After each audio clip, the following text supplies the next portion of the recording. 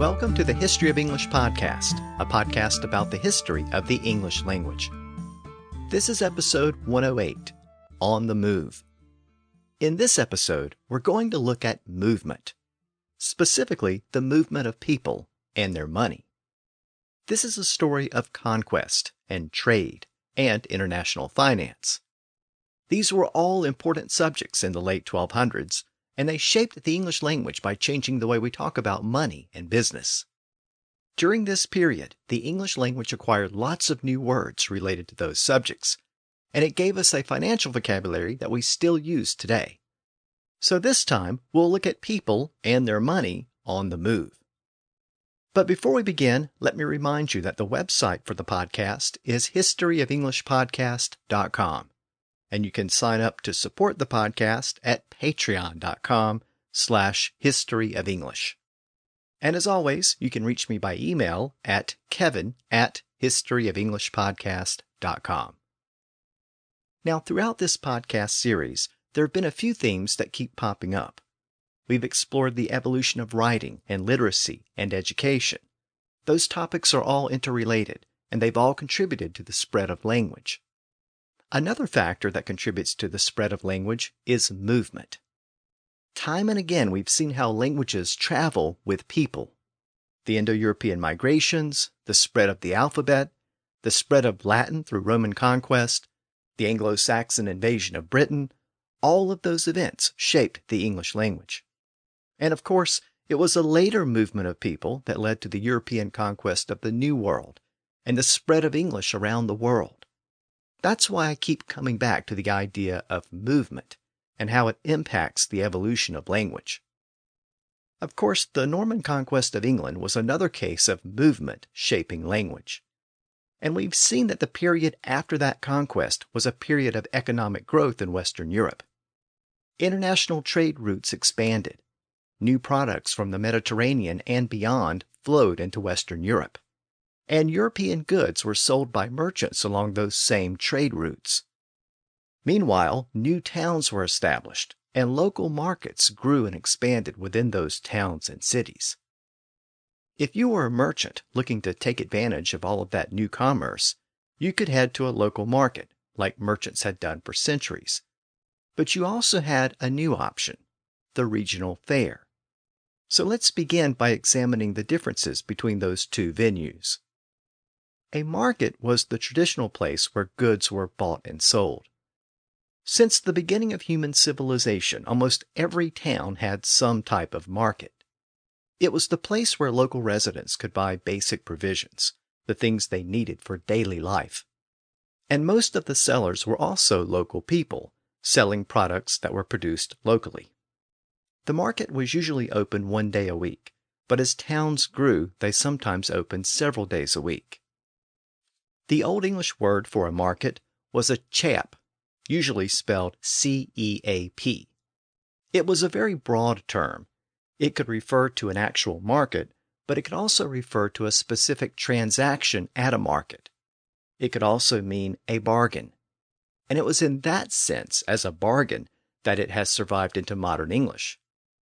Since a bargain was a good deal, where you bought something for a low price, it evolved into the modern word cheap, C-H-E-A-P. A person who sold items at a market, or chap, was called a chapman, literally cheap man, which meant a market man.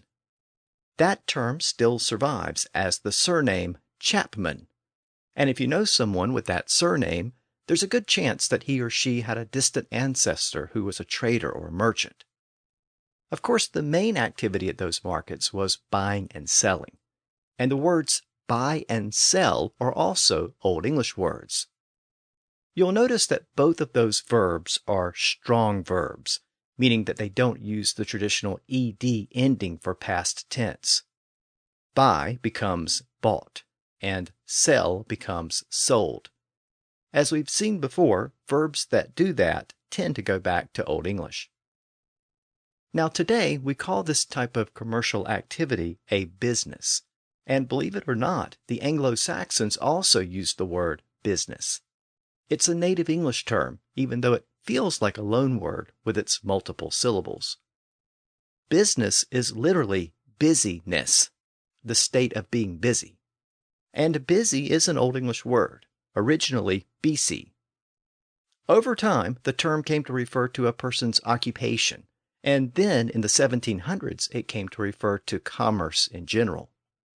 So a few Old English terms for trade and commerce still survive in modern English. But most of our modern business terms are loan words, and a large number of those words came in after the Norman conquest, as international trade and commerce were rapidly expanding.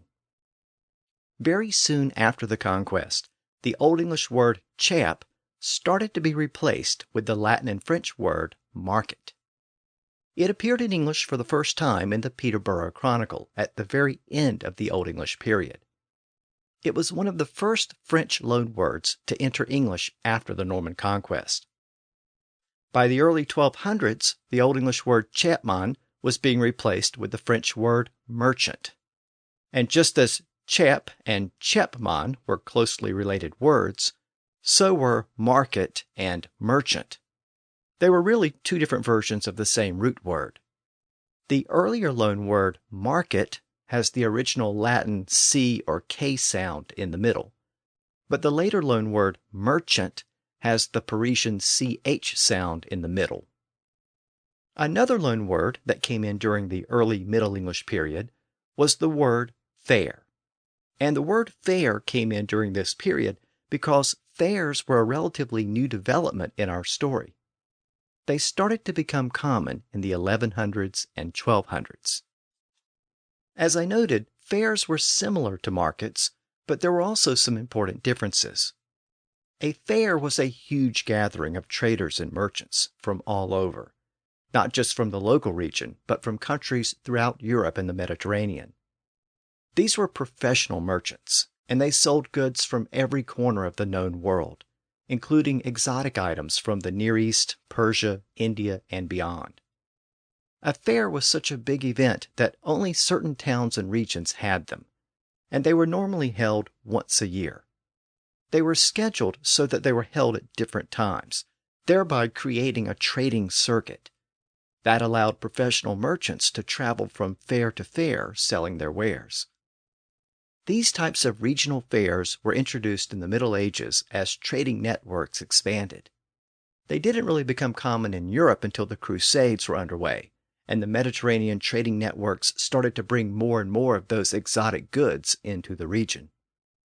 Since fairs didn't really appear in England until after the Norman conquest, it probably isn't surprising that the word fair is a French word. Fair is derived from a Latin root word that meant holiday. And fairs were really an outgrowth of holidays, when a large number of people would gather at a local church or priory on a saint's day. Since traders were always looking for large crowds to peddle their wares, it became common for them to set up shop near those churches on special occasions. Over time, the word fair was transferred from the holiday itself to those large gatherings of traders. And the word appeared in English for the first time around the current point in our story, in a document composed in the year 1300. By the way, the adjective fair, as in fair play or my fair lady, is a completely different word.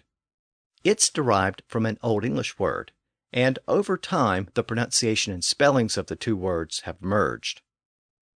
So the word fair came into English along with the introduction of fairs to England. And a fair was a place where lots of money changed hands. And the word money was also a new word in English around the current point in our story. The Anglo-Saxons tended to use the word geld for money, as in the term wergeld, meaning the money that had to be paid as compensation for a crime. But in the early 1300s, the Latin and French word money started to replace that Old English word. Whether you preferred the older word geld or the newer word money, either way, you were referring to coins. That's because coins were the only official currency in England and the rest of Europe. Paper money didn't exist yet, at least not in Europe, but more on that later. The Anglo-Saxons called those coins shat. But in early Middle English, that word started to be replaced with the French word coin. So once again, the older term gave way to a newer French word. Again, coins were the standard currency throughout Europe, and in most cases, those coins were silver coins. But in England, Henry III decided to experiment with gold coins in the mid-1200s. Henry's gold coins were issued in the year 1257, just before the barons stood up to him and forced him to agree to the provisions of Oxford, which I discussed last time. Each gold coin was worth 20 times as much as a typical silver coin. That meant that it couldn't really be used for small market transactions. For that reason, the coins were unpopular, despite how shiny and pretty they were, and they were soon withdrawn from circulation. It would be almost another century before the English crown would issue another gold coin. Now, I mention Henry's pretty gold coins because many sources suggest that they are the ultimate source of the term pretty penny to refer to something expensive or valuable, as in, that car cost a pretty penny. According to those sources, a few of the gold coins remained in circulation even after most of the coinage was withdrawn. Those surviving coins came to be prized for their appearance and were even used as good luck pieces. They soon became valuable to collectors, and since they were gold, people started to call them pretty pennies. Over time, it became common to refer to something valuable or expensive as being worth a pretty penny. Now, the only problem with that etymology is that the term pretty penny isn't found in an English document until the early 1700s, almost 500 years later. And other gold coins were issued during those intervening 5 centuries. So it is possible that the term pretty penny refers to gold coins, which were worth a whole lot more than silver coins, and it's possible that it refers to Henry's gold coins, but the connection is not clearly established. Now today, when we buy something and pay with cash, we sometimes get a handful of coins in return, and we call those coins change. Well, the word change also dates from this period. In fact, it was used for the first time in the Ancrenoisa. It's another French word, and it's also part of the word exchange. And early on, change and exchange basically meant the same thing. It meant any transaction where one thing is given and something else is received in return. Today, we tend to use the word change in a very general way to refer to any situation where one thing is replaced with another. So you might change your clothes, or the seasons might change. But the word change has retained an older financial sense as well. We still use it in the sense of a money exchange, usually when coins are exchanged for bills. That's what happens when you ask someone if they have change for $1. And that led to the association between coins and the word change. So if you have a few coins in your pocket, you might have loose change or pocket change. And if you buy something and get some money back, that money is referred to as the change. So the words change and exchange both retain a financial sense. And again, both words were borrowed into English around the current point in our story. Now, I noted that the words buy and sell are Old English words.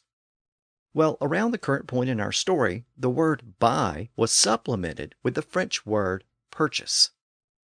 Purchase is recorded in English for the first time around the year 1300.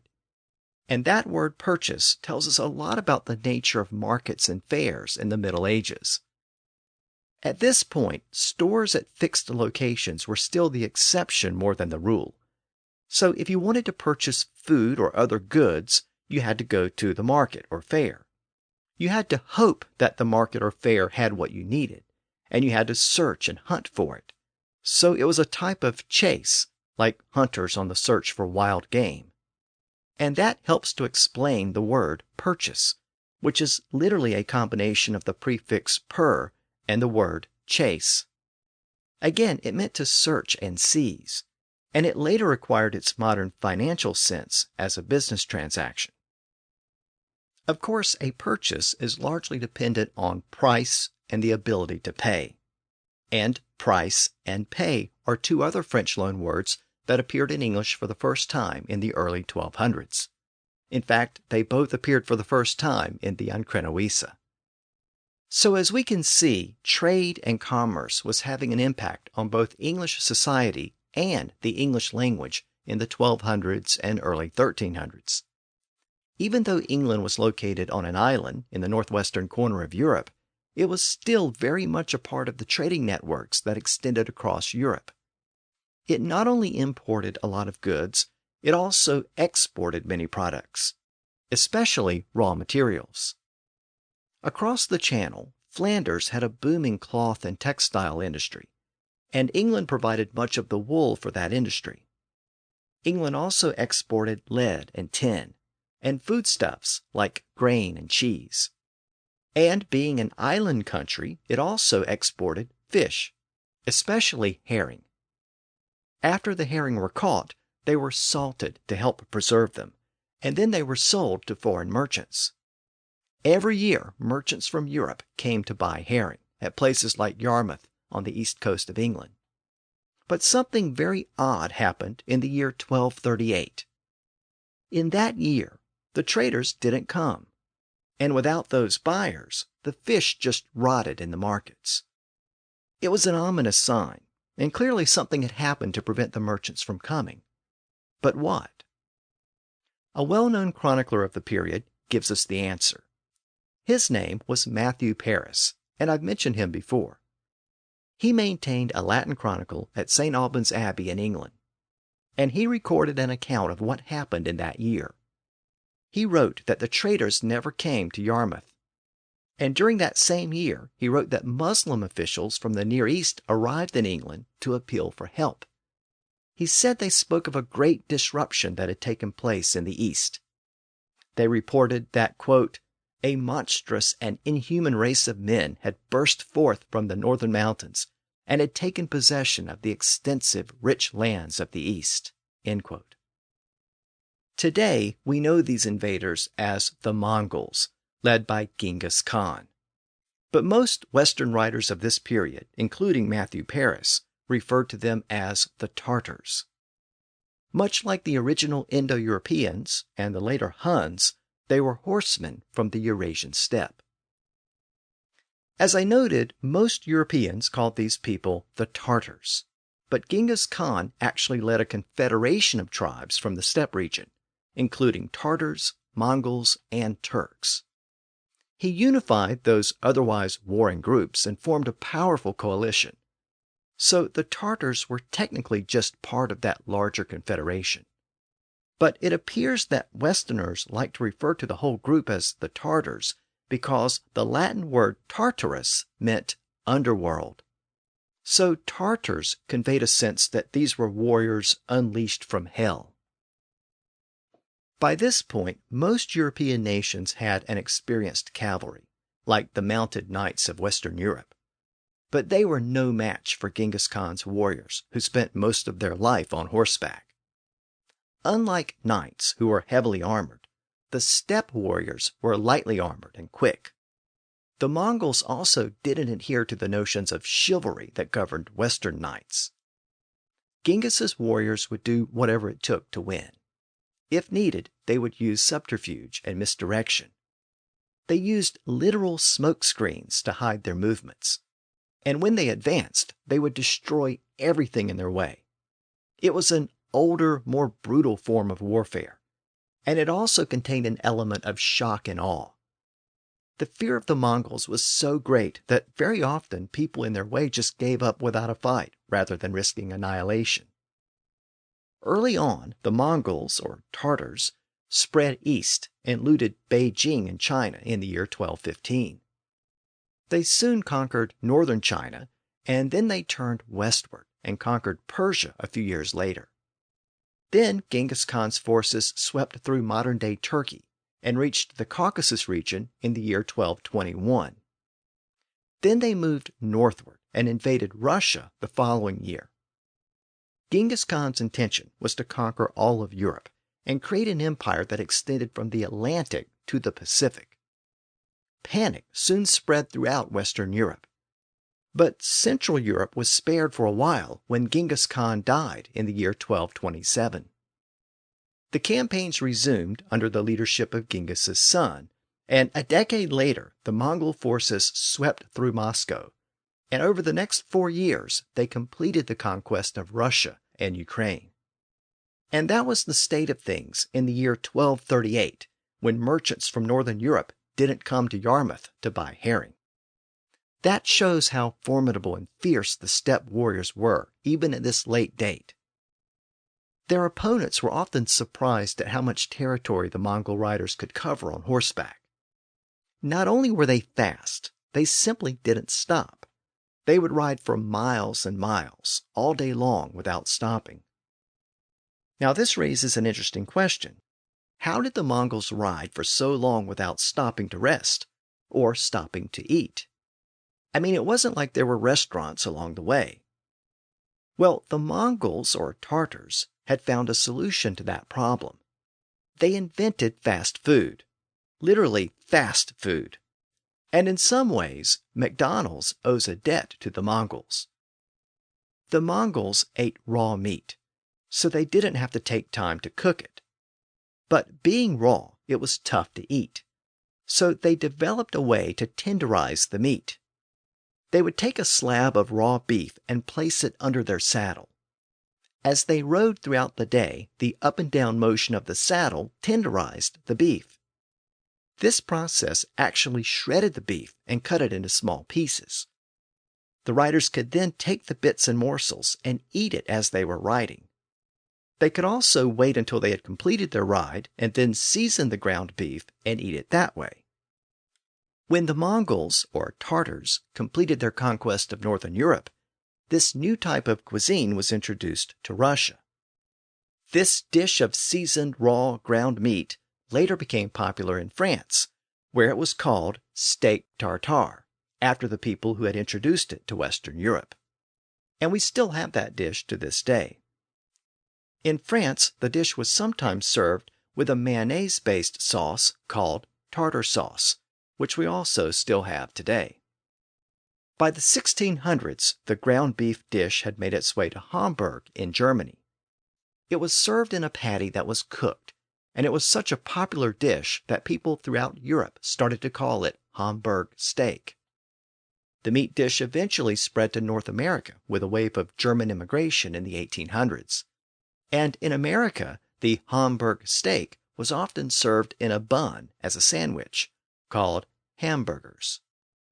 Now, I should note that food historians don't always agree on the ultimate origin of some of these common foods, but this version of the story is widely accepted. And that means that modern fast food that we eat on the move may indeed owe at least some of its origins to the Mongol hordes. And speaking of hordes, that's another term that can be traced back to the Mongols.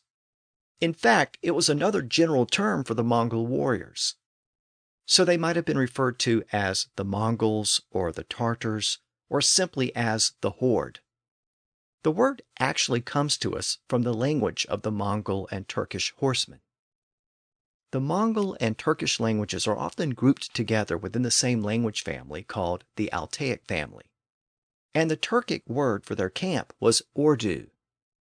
Of course, the camp, or ordu, moved with the horsemen.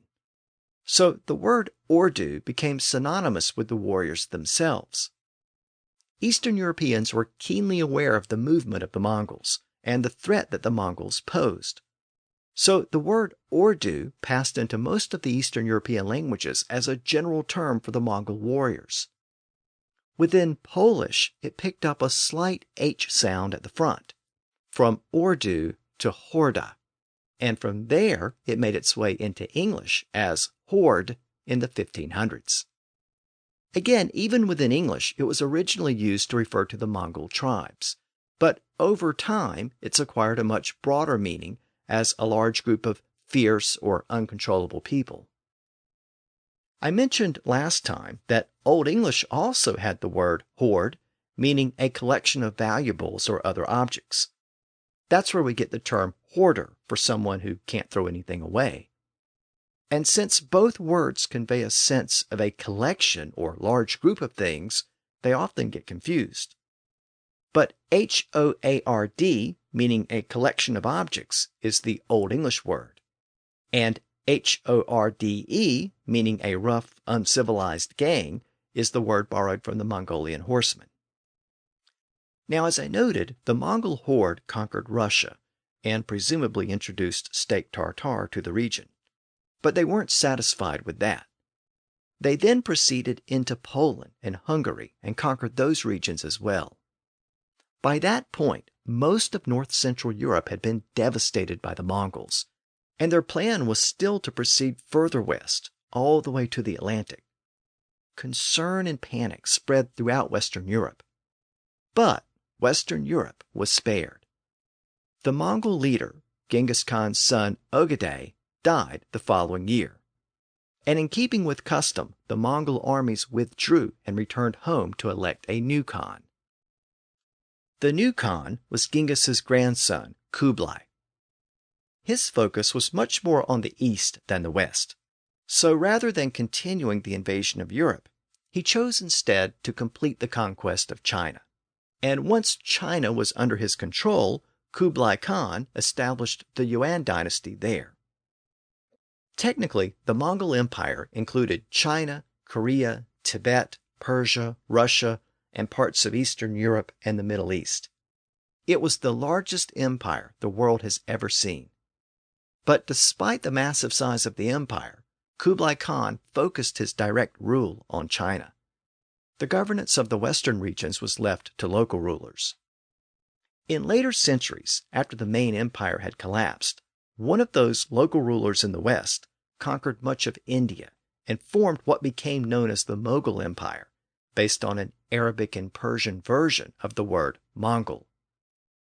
The rulers of that empire were also known as Mughals, and over time the word Mughal was applied to any powerful person, and that's how the word came to be used in English in the 1600s. So a wealthy land developer might be called a real estate mogul. That little bit of etymology is actually important to our story. It shows the connection between Mongol and Mughal, and thus the linguistic link between conquerors and powerful business leaders. And as it turned out, the Mongols were actually good for business. By unifying much of Asia and Eastern Europe under the same leadership, they made it possible for Western merchants to travel deep into Asia for the first time. The important thing to understand here is that trading networks had connected Asia and Europe for centuries, especially the Silk Road, which extended from China to the Mediterranean. But no single merchant made the entire journey from one end to the other. Goods passed along those routes by intermediaries, meaning that one merchant would move goods from one town to another, then a separate merchant would transport the goods from there to the next destination, and then another merchant would be responsible for the next leg, and so on. So goods passed through many different hands along the full journey. That meant that Western merchants never really traveled deep into Asia, and vice versa. Most European merchants considered a trek across Central Asia to be far too dangerous to justify the risk. First of all, it was a long and grueling journey under the best of circumstances. On top of that, the trade routes would have carried them through regions controlled by local rulers who might not have given the merchants protection and safe passage. So very few Western traders had made the trek to Persia or India, and virtually none had ever traveled beyond that to China. As a result, Westerners only had a vague concept of India, and they knew virtually nothing about China. They had probably heard legends and myths about an exotic country on the eastern edge of the world, but there were no first-hand accounts of what China was really like. But when the Mongols conquered Central Asia, all of that changed. The various local rulers were wiped out, and all power was consolidated under one Mongol ruler. After the initial period of conquest, everything settled down a bit, and Mongol rule brought relative peace and stability. That allowed the land routes through Central Asia to open up again. With those routes open, Western merchants started to approach the Mongol authorities for permission to trade within the western portions of the empire, in places like Persia and Russia. But here's the thing. Once merchants had permission from the Mongol authorities to trade within the empire, there was nothing that required them to stop at the western fringes. Theoretically, the merchants could continue eastward through Central Asia under the protection of the Mongol leaders. And if they wanted, they could travel all the way to China. And that's exactly what two brothers from Venice did around the year 1260. Their names were Niccolo and Maffeo, and they loaded a ship with expensive jewels and set sail from Constantinople across the Black Sea to modern-day Ukraine. Now that trek was not unusual for Western merchants, but by this point the Mongol leaders had amassed a lot of wealth through plunder and conquest, and they were eager to trade some of that wealth for luxury goods from the West. So the two brothers were invited to travel eastward to the court of Kublai Khan in China. They soon headed out through southern Russia and made their way through Central Asia and eventually found their way to Beijing, where they met Kublai Khan himself. The Mongol leader was impressed with the two brothers and the stories they told of the West. He asked them to return home and deliver a message to the Pope. He also asked the two brothers to come back with 100 missionaries, or learned men, from the West. After the two brothers returned to Italy, they were able to deliver the Khan's official letters to the Pope. And Nicholas started making plans for his return journey to China. But for his return, he decided to bring his teenage son with him. And in case you haven't figured it out by now, the young son's name was Marco Polo. He joined his father and uncle, and they headed out from the Near East on their way to Kublai Khan's court in China. Now they couldn't gather 100 missionaries, but they were joined by 2 friars. The friars didn't make it very far, though. Travel across Central Asia was so daunting that they soon turned back. But the Polos continued on, and thanks to Marco's accounts of his journey to the Far East, China was about to be opened up to the West for the first time. I should note that Marco Polo's accounts of his time in Asia were compiled after he returned to Italy several decades later, and they weren't actually composed by Marco himself. After he returned home, he was involved in a war between Venice and Genoa, and during that conflict he was captured and taken as a prisoner of war. While in custody, he recounted his stories to a fellow prisoner named Rusticiano of Pisa, who later published the original account of Polo's adventures. Now that original version has been lost to history, but many later translations survive from the period before the printing press was invented. Those copies can vary quite a bit, suggesting that later copiers took some liberties with the original text. Nevertheless, the various versions of the book were very popular in Western Europe. Now, many readers at the time thought the book was mostly fiction. They simply couldn't believe some of the things they read. But as it turns out, most of his descriptions were confirmed by later accounts and sources. Now, I should note that there are still many people who believe that Marco Polo made up his stories based on the accounts he heard from other traders, and I'm not going to resolve that debate here. Most scholars think that Marco Polo did indeed reach the Far East, even if some liberties were taken with his stories. The first English translation of Marco Polo's book was compiled in the late 1500s, and the book became known in English as The Travels of Marco Polo. Note that the title contained the word travel, which was another brand new word in English around the current point in our story in the late 1200s. It was also borrowed from French, and it replaced the traditional Old English word fahren, found in words like seafarer and wayfarer. The word travel appeared for the first time in English in a document composed in the year 1290. And that means that the word travel actually entered English at the same time that Marco Polo was traveling in the Far East. And there's something else interesting about the word travel. It's closely related to the word travail, which was also borrowed into English in the 1200s. In fact, travel and travail are really just two versions of the same French root word that meant to labor or toil or torment. Of course, travail still retains much of that original meaning, but travel acquired a specialized sense, reflecting the labor and toil required to traverse the roads and highways of the Middle Ages, with their rough condition and secluded locations, flimsy or non-existent bridges, and thieves and bandits that were always lying in wait. So travel was often a kind of travail or torment. English distinguished those two words by shifting the accent forward in travel to reflect a more traditional English pronunciation with the accent on the first syllable. That was common in Old English and other Germanic languages. Meanwhile, travail retains the original French emphasis on the final syllable, as is common in French words. Now, there's little doubt that Marco Polo experienced many travails on his travels to the Far East, but he and his father and his uncle made it, and they were some of the first Europeans to visit China, at least the first to be documented in a written account that could be read by other Europeans. So Marco Polo's book described a brand new world. He described the caravan routes that he traveled to reach the Far East, and the people and things he witnessed along the way. Upon arriving in Beijing, the Polos met with Kublai Khan, who was happy to see that Marco's father had returned. He was especially pleased to meet young Marco, who delighted the Mongol leader with stories of his homeland.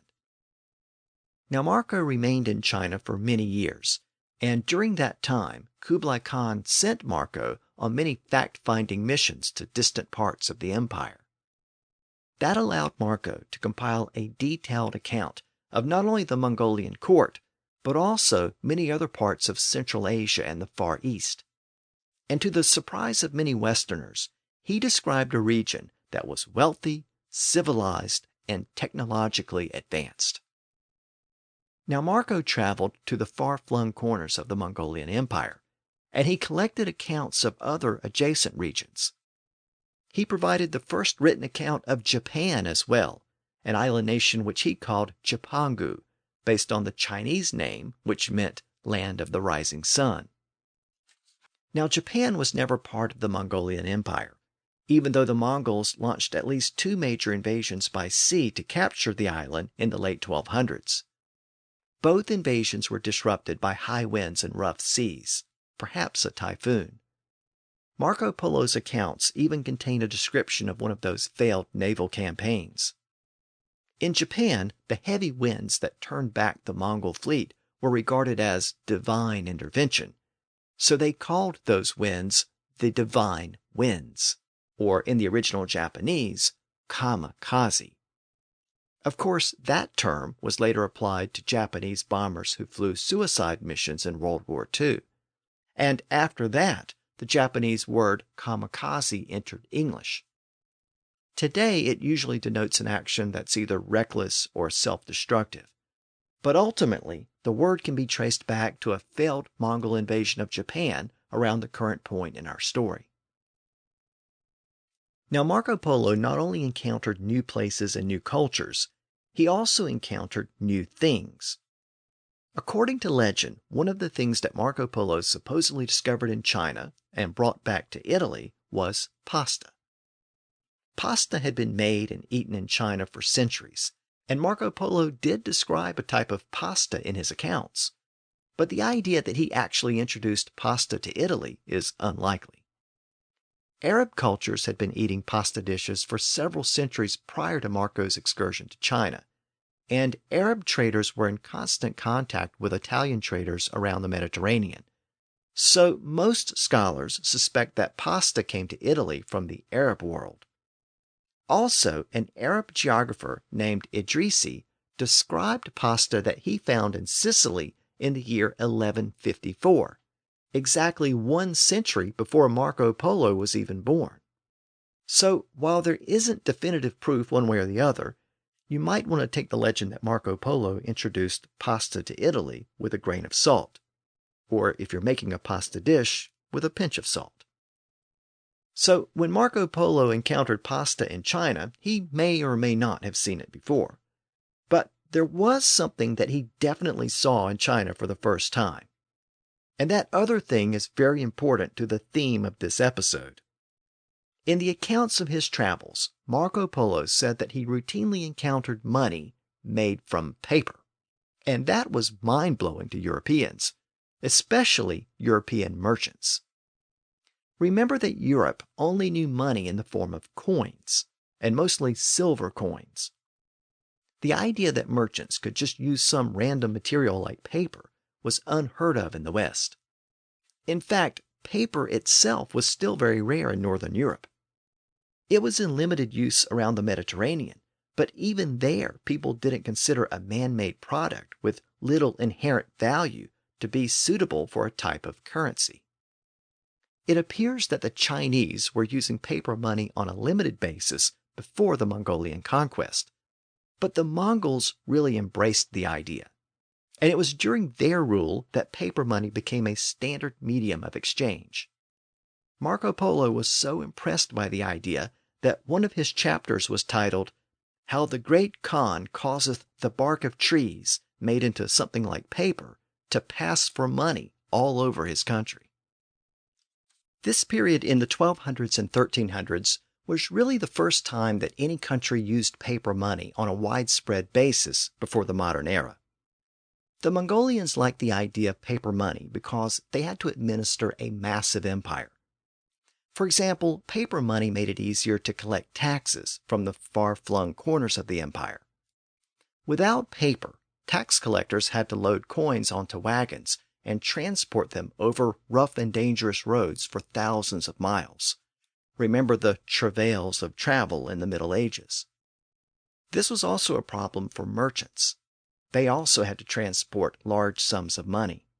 But paper money was lightweight and could be issued in large denominations, so it was much easier to move and transport.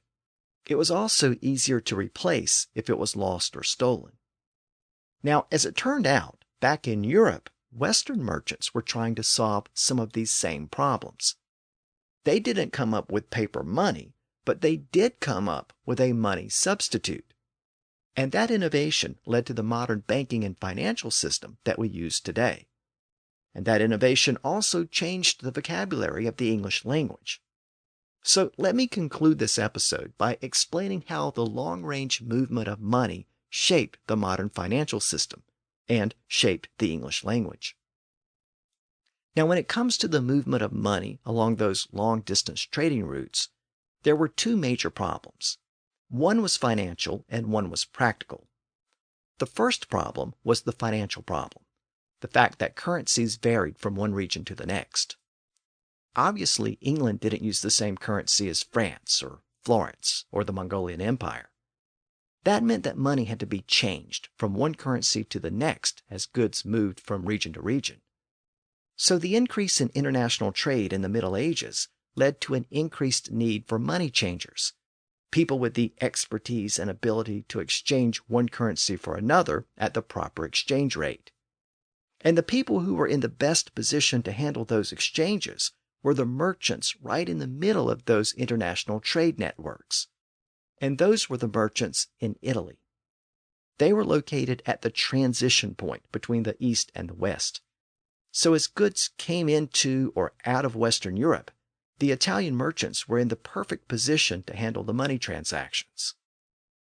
The other problem with international trade in the Middle Ages was the more practical problem of moving coins over long distances. Roads were rough, bridges were not always reliable, wagons broke down, and bandits and thieves were everywhere. Again, it was the travail of travel. Once again, the Italian merchants and money changers were in a prime position to deal with these problems. The Italian merchants perfected a type of credit transaction called a bill of exchange, and it solved both of the problems I just mentioned.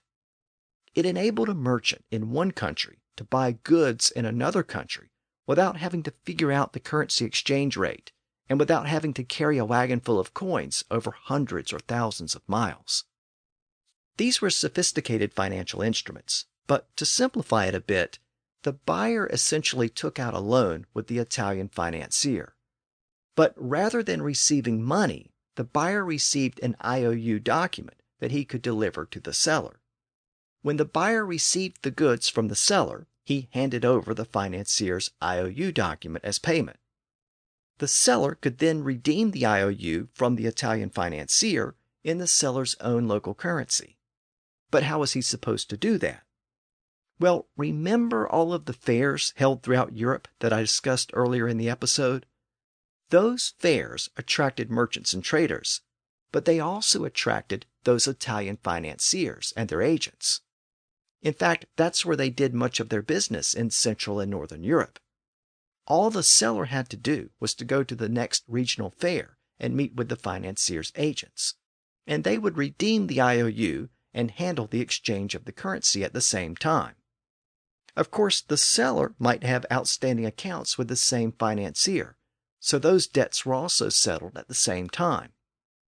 All of this meant that it was no longer necessary to move wagons full of coins over hundreds of miles.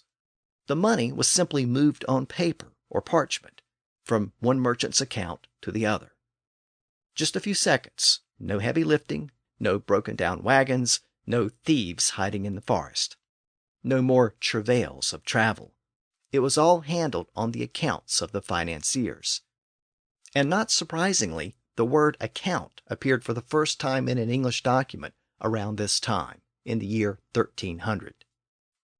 By providing these types of financial services, these financiers were basically acting as bankers, before banks were freestanding buildings with branches around the world. Instead of going to a local branch of a bank, the selling merchant just went to the nearest fair, where the financiers met and conducted their business. In fact, it was this type of process that gave us the word bank. The financiers' agents usually worked from tables where they could stack and count the coins and exchange the currencies as needed. The word bank is a Germanic word that had been borrowed into Italian and French. The original Germanic word meant a slope or raised mound. It produced the Norse word bank, as in the bank of a river, and it produced the Old English word bench, as in a type of furniture that you sit on. And in Italian, it produced the word banca, meaning a bench or table. So when those merchants went to a fair or other location where the financiers worked, the merchants had to go to the banca or table, where the financier worked and where the money was being exchanged. And over time, that sense of meeting the financier at the banca led to the modern word bank. And we still use that term for the financier's office, the place where money transactions occur. I should note that English had already borrowed the word bank in the sense of a bench in Layman's Brute. So English was already using the word in that original sense. It wasn't really until the 1400s that financiers started to open separate offices around Europe. And those were really the first banks. And that was one of the primary reasons why medieval fairs experienced a decline in the late Middle Ages. So then, rather than having to go to a regional fair, a merchant could just go to his nearest bank, which had a fixed location and was open all year. That also explains why the word bank as a financial institution didn't appear in English until the late 1400s.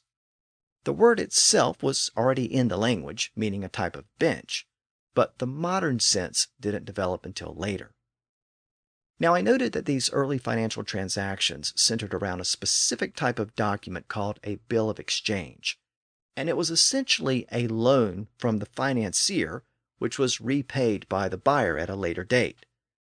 So it was similar to a modern credit card transaction, where your bank pays the store for the merchandise, and then you pay the bank back at a later date. So the bank is the lender, and you are the borrower, in the same way that the medieval financier was the lender, and the medieval merchant buyer was the borrower. Now, words like lend and borrow are very old words in the English language, going all the way back to Old English. And that confirms that the Anglo-Saxons routinely borrowed items from each other. The word borrow is actually cognate with the word bargain. Borrow is the native English word, and bargain is the French version of the word. presumably inherited from the Franks.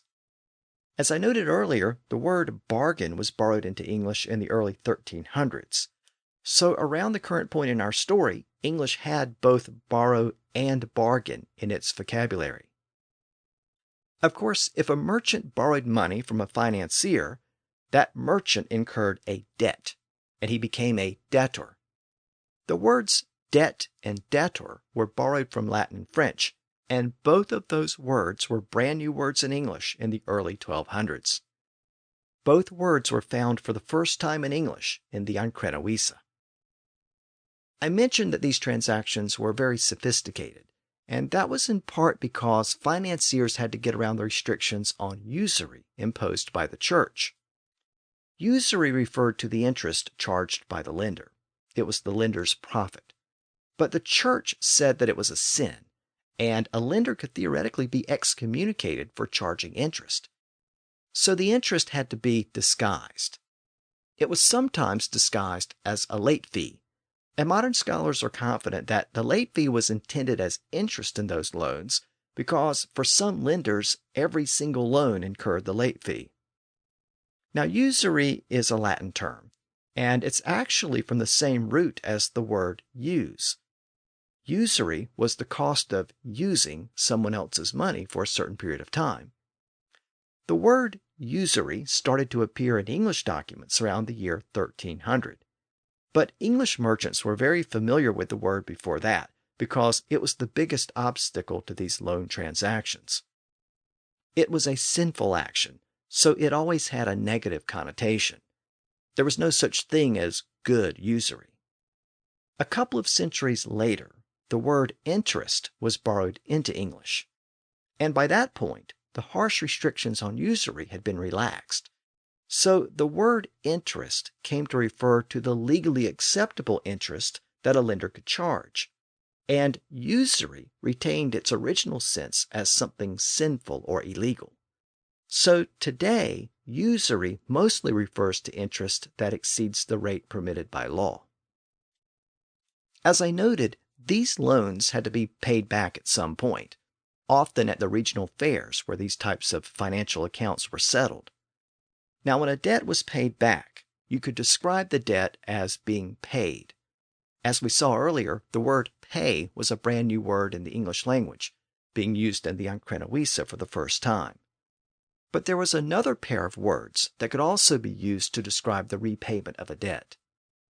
And those words were the words quit and acquit.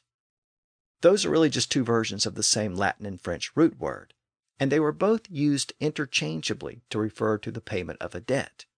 And both words appear for the first time in English in the Conquests. So, as you can see, English was borrowing lots of words in the 1200s and 1300s related to finance.